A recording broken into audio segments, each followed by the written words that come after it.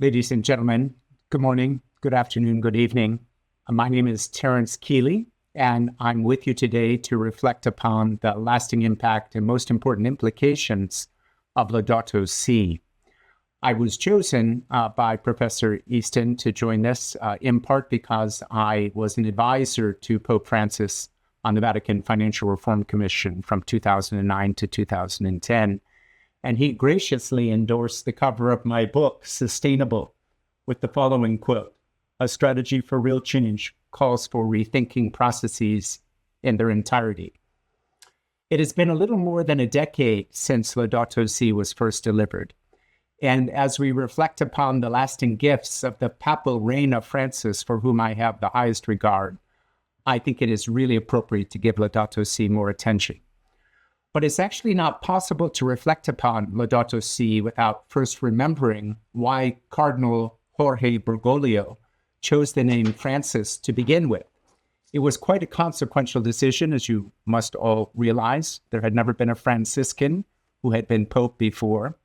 And St. Francis was a remarkably important figure in his time. He chose poverty as his lady. He lived a very austere life, but he had profound influence on many of the leaders of his day. St. Francis of Assisi is renowned for his deep love and reverence of nature. He is the patron saint of animals. He's the patron saint of the environment.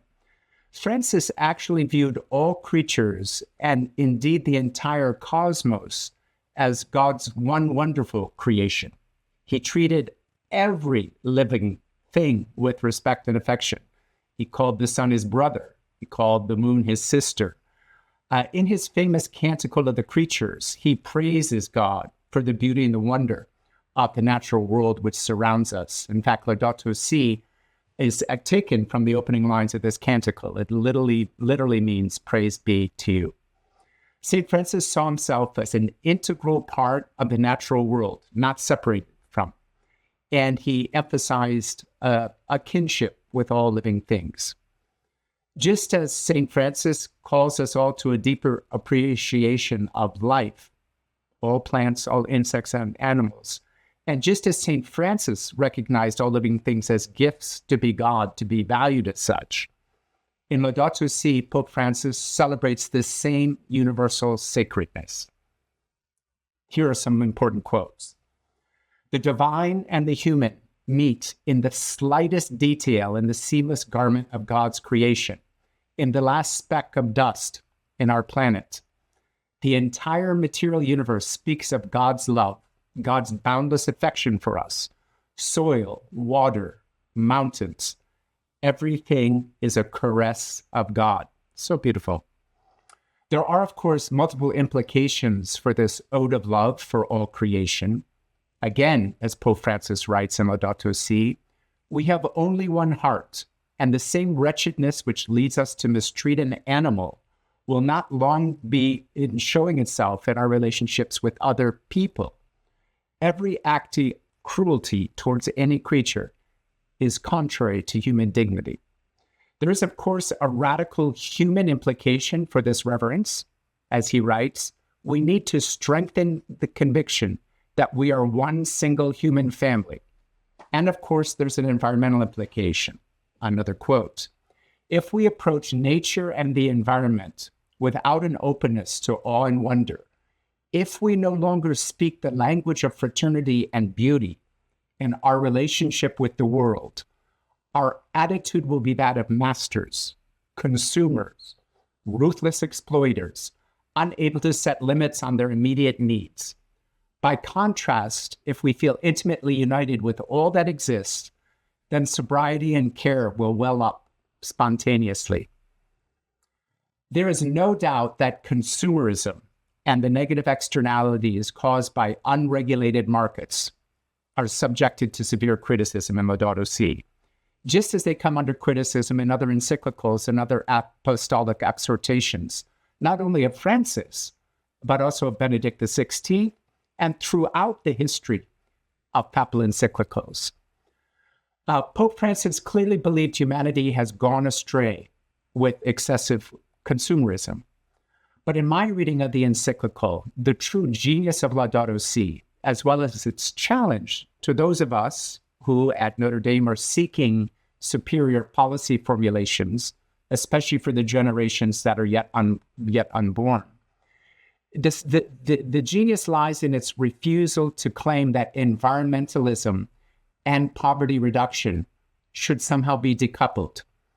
Francis is obviously deeply concerned with what we are doing to our land, our air, and our waters, but he is equally, if not more, concerned about human suffering and those who the markets have somehow left behind.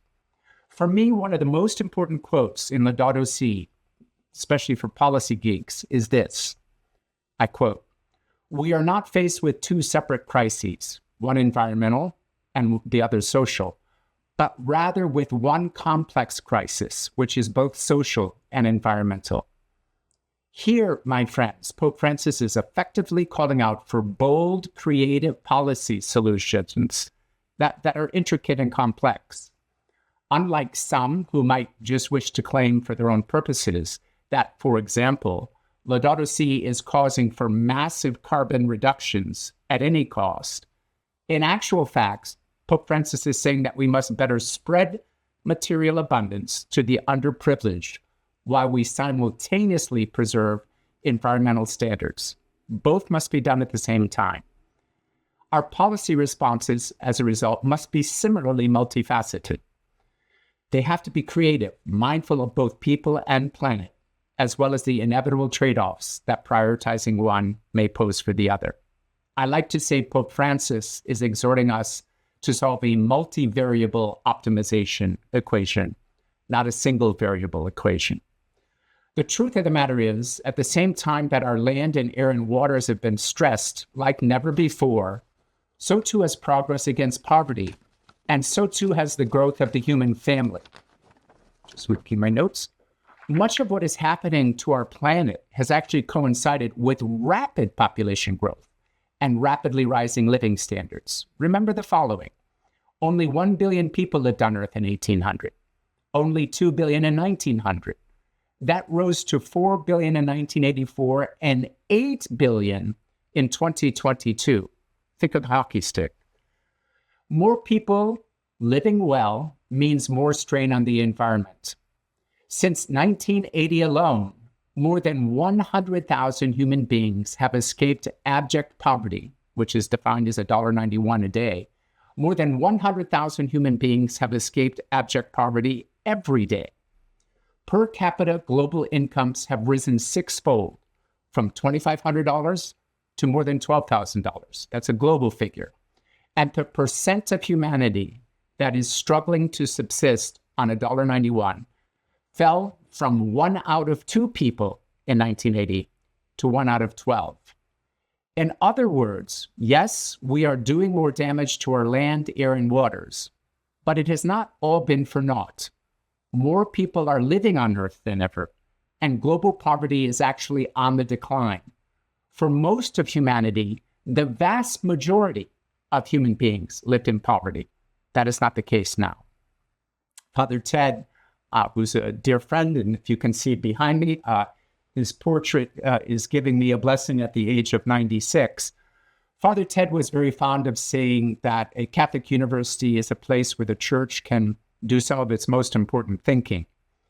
In the time that we have left, I would like to encourage this assembly and my brothers and sisters at Notre Dame to help think through some of the alternative ideas and approaches to resolving the multivariable optimization problem that Pope Francis eloquently and convincingly provides in Laudato Si'. As I see it, there are at least 6 knotty problems that we at Notre Dame should be helping the church think about. The first is what I just described. How should we think about environmental and social economic trade-offs where they must exist? Global carbon emissions declined slightly during COVID, but at the cost of millions, if not to say billions, of human livelihoods and trillions of dollars which we no longer have. Clearly, that trade-off was not optimal, closing down the global economy for a very small reduction in carbon. What type of trade-off is acceptable, and how should we think about that? The second is a collective action problem. Carbon emissions actually occur in every country around Earth. Today, though, 3 countries alone, China, India, and Russia, account for 4.5 times the carbon emissions of the entire North American continent and the European Union combined. This means that the entire industrialized West could bring our carbon emissions effectively down to zero, but this would not dent the actual carbon emissions that are contributing to global warming. It's very important that we understand that that type of mindfulness has also come at a cost. Today in Europe, electricity prices are somewhere between 4 and 5 times the amount that they are in the United States. This is not a sustainable situation for those populations. So what should we do? I believe Pope Francis is right to say that we are one single human family, but solving the issue of carbon has to be done as one single human family. The third field of inquiry I would love to see Notre Dame address is the adaptation versus mitigation debate. We learned from the devastating fires in the Palisades that California, which has led the country, if not say the world, with carbon mitigation initiatives, was actually unprepared for the reality of climate change in their own neighborhoods. They did not prepare for the fires. They could not even get water to put them out. Shouldn't some of the billions that California has been spending on mitigation instead go for adaptation? The collective action problem I just cited makes the adaptation versus mitigation debate even more urgent. Global temperatures are highly likely to trend higher. This has huge implications for optimal public investment, particularly on mitigation versus adaptation. The fourth area of inquiry that Laudato Si calls out for is a more balanced discussion of where global warming is actually proving to be beneficial. The too often unspoken truth about the globe's warming trend is that it creates winners as well as losers. Think of Canada. Think of Russia. They will have much more arable land. They will have more open waterways for circumnavigation.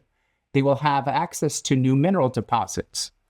Over the last century, cold-related deaths globally have been 6 times what heat-related deaths are. A great deal of attention is rightly spent on climate change losers, but perhaps some attention could turn to how global warming beneficiaries would be the right ones to compensate some of its victims. A fifth area of inquiry may be the most exciting. The right conclusion to draw from Laudato Si about global energy policies. I believe the answer here is actually self-evident. National energy sources must be as affordable, as reliable, as abundant, and as clean as possible. Multivariable calculus, right?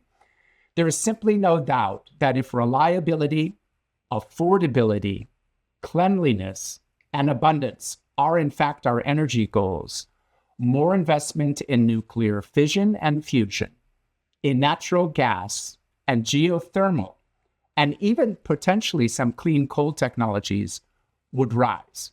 After all of those sources are far more efficacious than wind and solar, which take up a lot of land and will require large dumping and recycling costs every 20 and 25 years. I'm not saying I know all the answers about optimal energy solutions in this multivariable optimization world, but it's highly likely that the best possible world will still require fossil fuels and that an energy transition per se will not actually take place.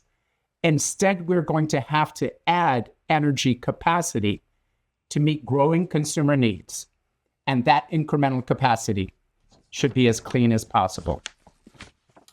Sixth and finally, throughout Laudato Si, Pope Francis critiques technocratic paradigms. This is the belief that technology can always be used to bend global and cosmic resources to better serve human ends. This paradigm challenges the belief that nature may have on its own intrinsic value, that it deserves preservation specifically because of its inherent superiority. So what exactly is uniquely valuable about our current environmental ecosystems that humanity must strive to collectively preserve? Where should humanity draw red lines for environmental preservation? For our oceans? For our rainforests? For our ozone layer? We did that successfully before. Species extinctions are on the rise. How much species loss is too much? This would be a fascinating debate for Notre Dame to host. I hope I've given you a few things to think about. I hope mostly I've drawn attention to the virtues of Laudato Si. It's a significant document. And I'd like to close with the closing words of Laudato Si itself, a prayer. Dear God, God of love, show us our place in this world as channels of your love for all the creatures of this earth, for not one of them is forgotten in your sight. Enlighten those who possess power and money, that they may avoid the sin of indifference, and that they may love the common good, advance the weak, and care for this world in which we live. O Lord, seize us with your power and light. Help us to protect all life, to prepare for a better future, for the coming of your kingdom of justice, peace, love, and beauty. Praise be to you. And with that, dear friends, two final words. Go Irish.